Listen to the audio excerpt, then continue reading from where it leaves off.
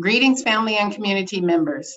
We'd like to bring you a brief summary of items that happened at this week's board meeting. Before we begin, I'd like to invite Assistant Superintendent Sergio San Martin to tell you how to access this broadcast in Spanish. Muy buenas tardes y bienvenidos. Tenemos una transmisión en vivo por separado para nuestra comunidad de habla hispana. Para unirse y escuchar, siga el enlace en la parte de abajo de la pantalla. Muchas gracias. Back to you, Board President Alavi. Good evening, RUSD families and friends.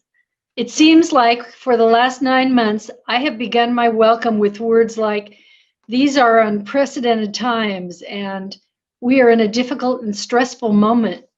Even I am getting weary of saying these words. Parents at home are struggling. We hear you loud and clear. Students are frustrated. Everyone is at their wits' end with distance learning and COVID warnings. On top of this, you may have heard that some of our neighboring public school districts have received waivers, and that will allow them to reopen elementary school classrooms. You hear that some of the schools across the state are already doing hybrid learning.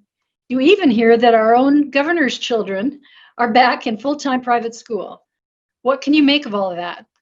What I ask you to remember is that each community has a different metric about how comfortable it is to move ahead with school openings while we are in the purple tier of COVID cases.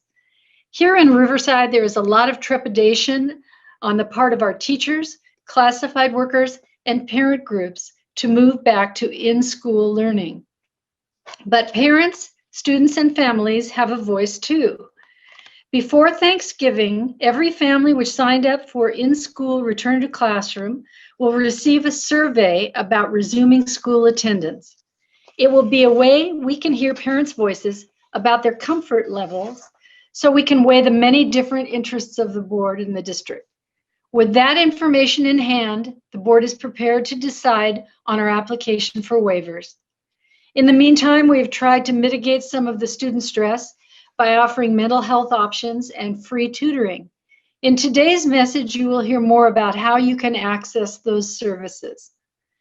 Thank you for everything you are doing to get our children through these long days of screen time.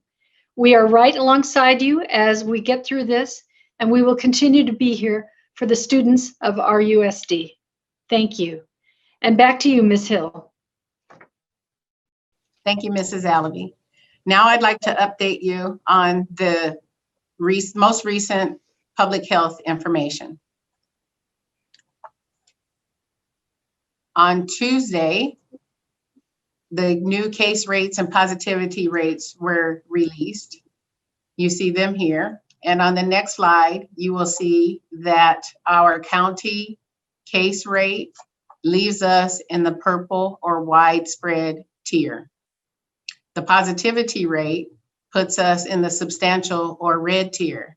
It is not possible for us to return to school so long as the county stays in the purple tier or widespread.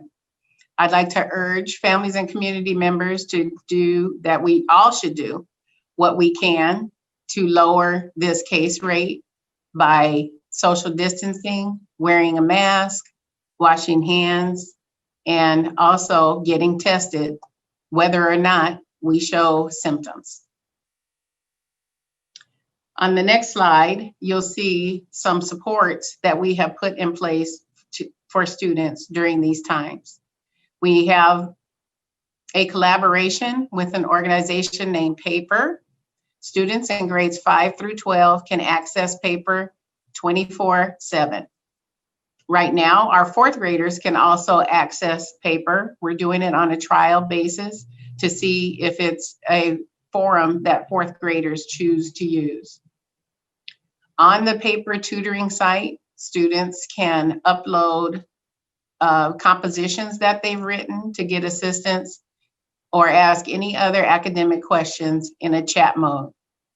We also have virtual drop-in tutoring through our Hearts in Prime Time programs. At our sites that do not have Hearts in Prime Time, we have AmeriCorps tutors. Our older dual language immersion students are now supporting our younger dual language immersion students, and they have some teacher monitors working with them. And lastly, Harvey Mudd College has a grant that allows them to do call-in support for math and science for grades 4 through 12. The next slide will show you our levels of participation. We have about 1,300 students that have participated in paper, and they have conducted more than 4,000 sessions. Please remember that all 5th through 12th graders ongoing and all 4th graders for a pilot period of time can access paper. So we could get that number into the tens of thousands. Hearts in Prime Time are supporting more than 1,000 students, and their daily attendance for drop-in support is over 13,000. AmeriCorps is supporting 720 students with 72 tutors, and our dual language immersion high school students and their 4 teacher monitors are supporting 122 elementary grade students.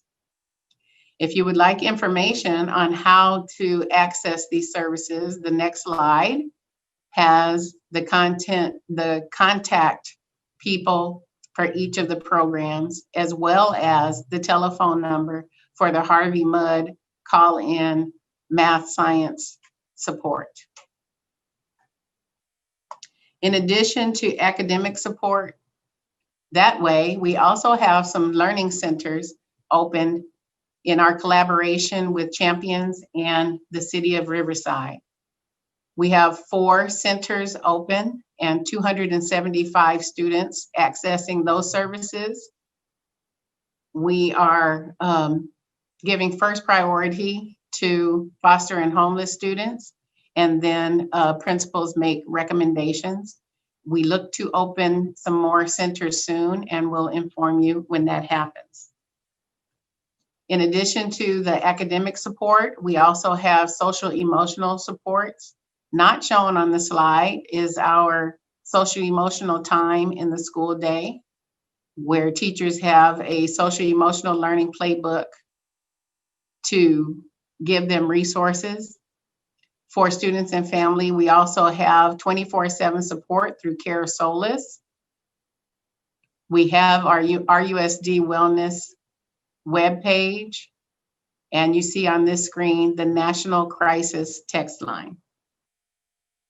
Finally, I'd like to extend congratulations to our Board of Trustees member, Mrs. Patricia Locke Dawson. She was elected mayor of the City of Riverside, and we wish her much success in that role. In addition, Mr. Hunt and Dr. Farouk were re-elected to their positions, joined by former John W. North Principal Dale Kinnear, who will be joining the board in this upcoming December meeting. We have 3 employees that have been recognized by statewide organizations. Keisa Brown at University Heights Middle School has been selected amongst one of 5 California Teachers of the Year. Mark Lim, counselor at Ramona High School, and Tedra Tim, vocational education specialist at Project Team, have been selected as finalists for Educator of the Year by the California League of High Schools. So families, thank you very much for staying cohesive during these times, doing what you can to support your youngsters during these times. And we look forward to when we can be together again.